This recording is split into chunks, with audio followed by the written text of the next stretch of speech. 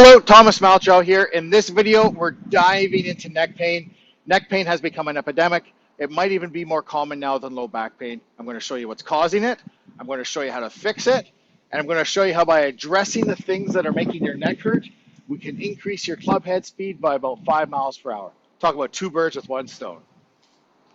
All right. So the most likely reason that your neck hurts is because of bad posture, specifically this posture here. This is called a forward head posture. It's a result from working at a desk all day, from watching TV, looking at your phone, from driving, and biomechanically, a forward head posture pulls your head away from your line of gravity. Your line of gravity is an imaginary vertical line connecting your center of gravity to the ground. So from the side, my line of gravity would be from here down, right? So a forward head posture pulls my head away from the line of gravity and changes the direction on which gravity is acting upon me.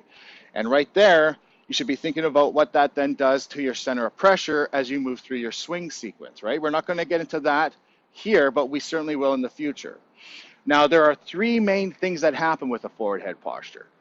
One, your thoracic spine gets pulled into flexion and your shoulder blades into downward rotation. So looks like that, flexion in my upper back, my shoulder blades go from this to that, and those two things reduce the depth of my backswing and decrease my club head speed, okay? The second thing it does is it puts these muscles here under constant tension because my head is moving out, and now these muscles have to hold my head up.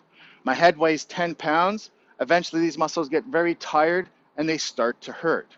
The third thing it does is it creates muscle imbalances, and muscle imbalances make you slower. They decrease your coordination. When you spend so much of your day in this position here, these muscles in the back become adaptively shortened.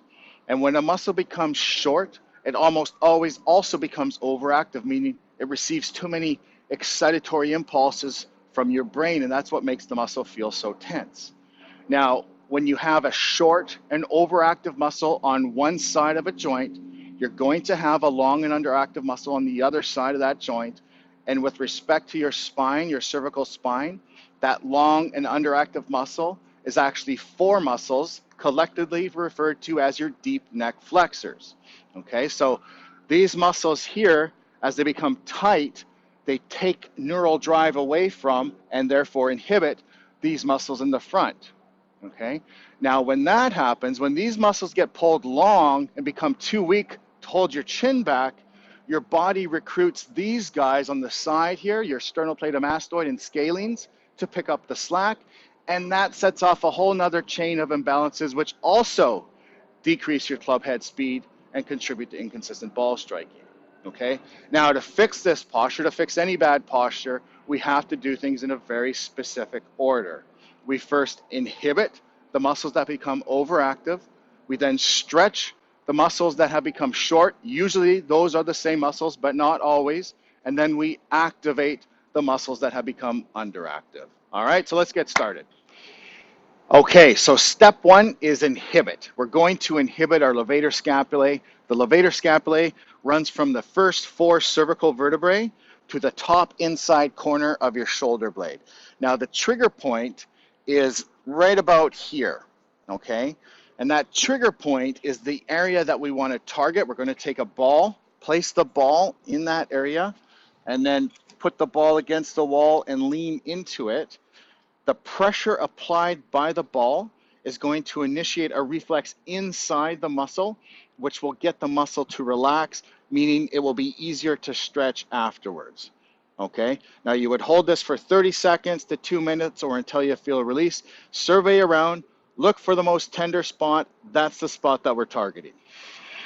Okay, so step two, lengthen. Before I show you the stretch for the levator scapulae, there's one thing I always want you to remember.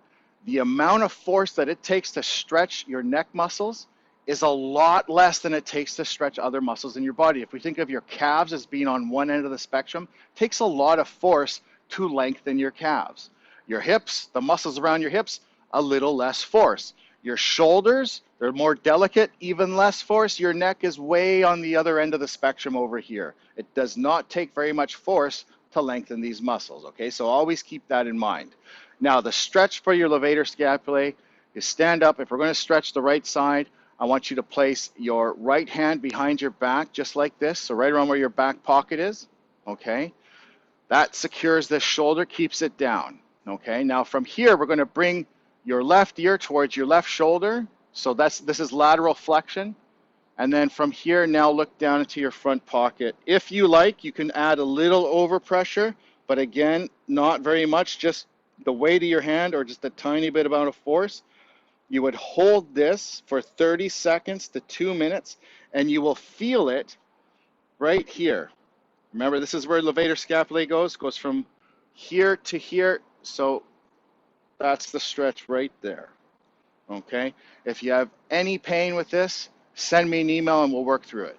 All right, step 3, activate. To activate your deep neck flexors, I'm going to show you a very simple exercise. This is not my favorite exercise, but it's really good for a home program because all you need is a wall or a pole.